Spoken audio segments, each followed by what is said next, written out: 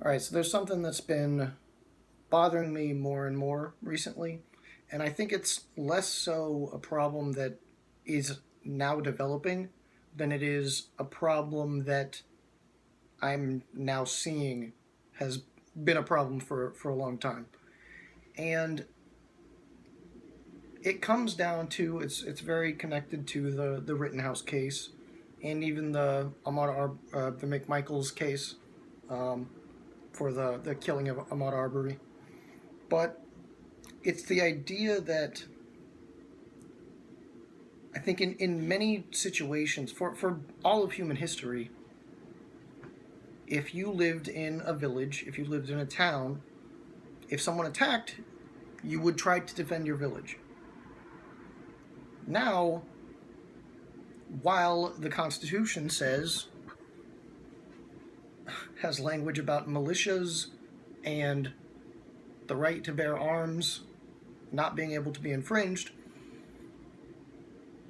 a confluence of issues and legal matters and legal rulings and laws all come together to basically say you can't defend your own community. And I've been kind of sensing this for a bit, and it's been formulating in my own head. And then I watched a clip with Andrew Branca. Andrew Branca. Apparently, he is one of the foremost experts on self-defense law. And someone was asking him, well, if say, you think that like there's going to be a riot in your town, people are going to start burning down buildings, can you get together with your neighbors, with your friends, and grab your weapons, go out there and coordinate a defense of your community? And his answer was basically, well, I wouldn't recommend that because then they can bring charges of conspiracy. So, like mafia type stuff. So if 100 people are all indicted or charged with a conspiracy to do something, then all of the evidence for each individual person may not be enough to convict them. But when a jury looks at the whole picture and they say, well, let's say there's three people. This was his example. Let's say there's three people, and one person only looks 33% guilty. The next person looks 33% guilty. The last person looks 33% guilty. When you put all of that in front of a jury, it's enough to make 100% guilty. And as I was listening to this, it makes sense from a legal perspective, but I can't help but think, where what is the society that we find ourselves in where we are not allowed to effectively raise a militia? Why on earth? And yes, I understand the idea. The idea is that you don't want stupid people going out who don't know how to use weapons or don't know rules of engagement and just being trigger happy doing vigilante justice. But the idea that if some mob, some foreign enemy, anyone, basically the idea that I have to ask the government's permission to protect my community is bullshit. And ultimately, I think that this becomes something that a lot of people have talked about, civil war, and how all these terrible things are going to happen, and this is going to happen, that. And what's I've been leaning more towards that I think something like that is going to happen, just because there are things about the society that we've created that a lot of human advancement is, oh, we got new medicines, and that matches with the intrinsic ideal of trying to heal people, trying to recover, trying to go on living. And while it's an imperfect system, a lot of the legal system, at least at its core, is supposed to be about maintaining order and facilitating and maintaining order within a society.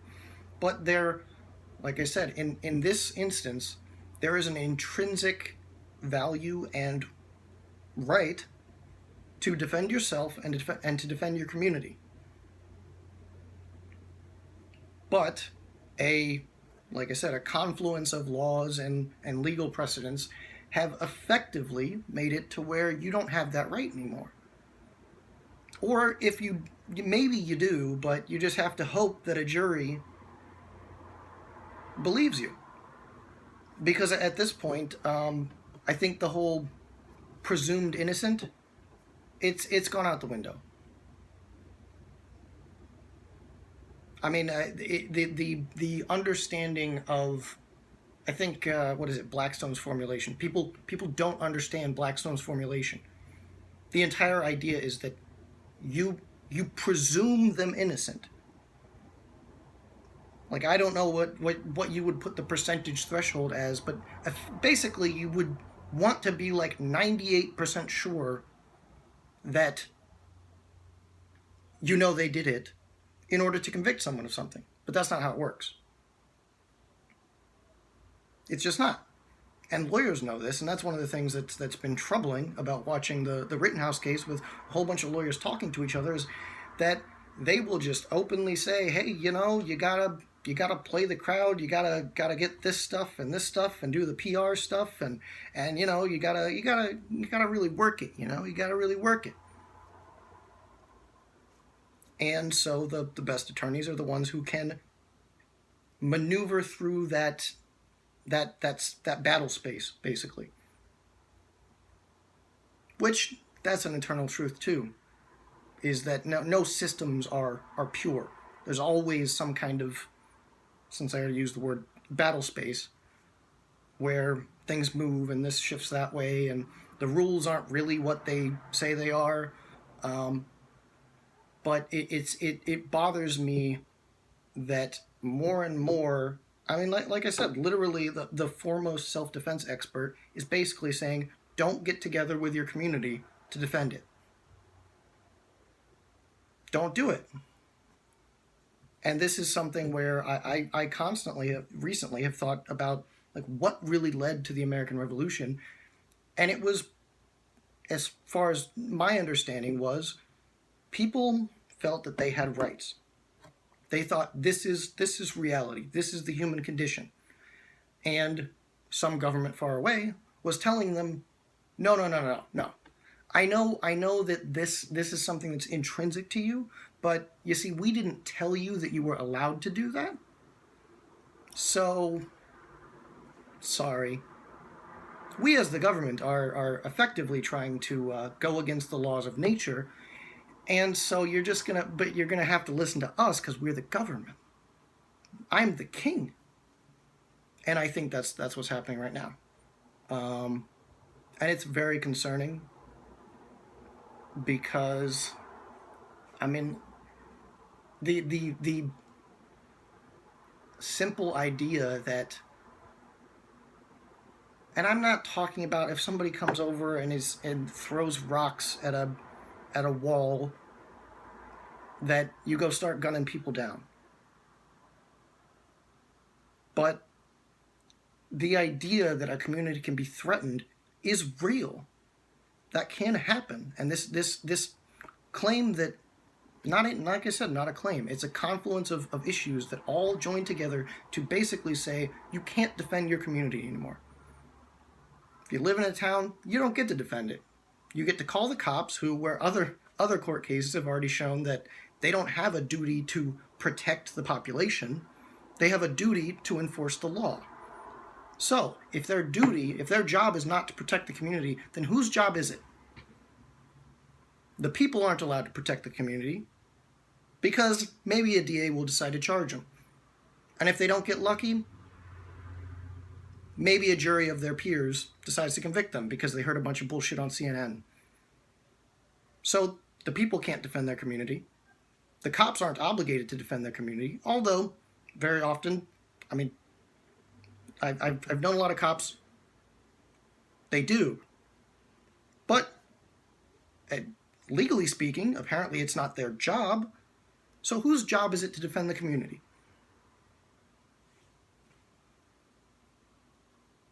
Oh, it's nobody's. It's nobody's. And not only is it nobody's job, but if you try to, because we, the government, have not told you that that's what you're supposed to do, we'll throw you in jail. Or we'll try and throw you in jail.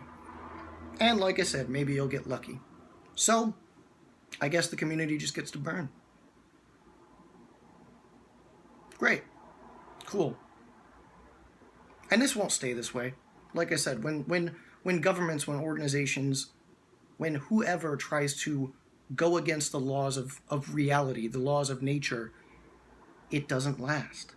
So I take comfort in that. But my issue, as I've said many times before, is that when reality corrects you, when reality hits you in the face, it hits hard. And a lot of bad things could happen in the process of reality coming back into balance. So that's it. I hate this. I hate it. It shouldn't even be. That's it. It's anathema to the human condition. But such is our reality currently. So we'll see what happens.